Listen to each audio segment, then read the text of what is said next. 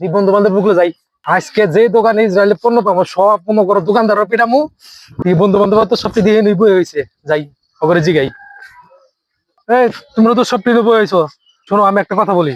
এই যে আমাদের নিরহ মুসলমানদের উপর, এই ফিলিস্তিনির উপরে যে যে ইসরায়েলের অত্যাচার করতেছে, এই অস্ত্রগুনের টাকা কই থেকে পাই জানো তোমরা? এই যে যেমন মনে করো যে আমরা যে দোকান থেকে যে এই 7 আপ, তারপরে তোমার এই হুইল, কোকা কোলা, এগুলো যে আমরা যে ক্রয় করি, এই ক্রয় করার যে টাকাটা, এই টাকাটা কিন্তু ইসরায়েলে পারে। আবার এই টাকাটা দিয়েই অস্ত্র কিনা নিরহ ফিলিস্তিনের উপরে আমাদের মুসলমানদের উপর অত্যাচার করতেছে। তো আমি একটা উদ্যোগ নিছি যে যে দোকানে মনে করো যে ইসরায়েলি পণ্য পামো, ওই ইসরায়েলি পণ্য জেলা হাতে দোকানদার হতে পাঠান দেবো।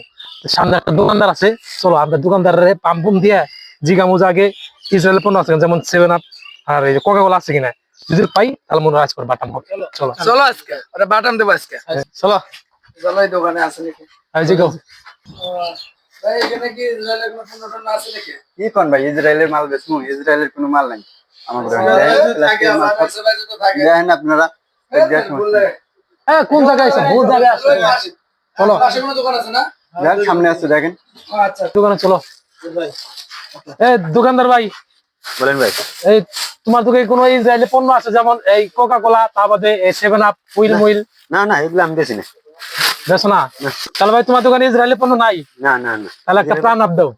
না না না, ওদের বেশি না, বাইরে ফাটা ফাটা হয়ে গেল। মাঝে পণ্য থাকার দরকার। তুমি নিয়ে বাইসা গেলা তোমার দোকানে। এক নম্বরে যে আমাদের দেশি কোম্পানি, এই যে ঠিক আছে। এইগুলা খাইবা খালি। তুমি মিয়া বাইসা গেলা, যদি খালি তোমার দোকানে যদি ইসরায়েলি পণ্য যদি থাকতো তাহলে 5 বছর জোরে আছে বাদাম দিতাম, ইয়া জন্মের দোকান পেড়াইতাম। আমি এগুলা খুঁজতেছি আরো ছড়া দিতে পারছি। Israel company. তাহলে তোমরা কি খাবা?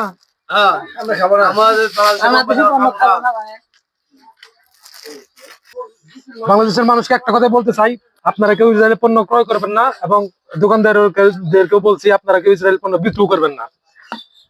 আপনাদের কাছে করজোর অনুরোধ করছি, কারণ আমাদের এই ইসরায়েলি পণ্য ক্রয় কিংবা বিক্রয়ের টাকা দিয়েই ইসরায়েলিরা আমাদের নিরহ ফিলিস্তিনের উপর অত্যাচার করে। তাই আমরা কেউ ইসরায়েলি পণ্য কি বেচবো না এবং ক্রয় করবো না। খাবো না।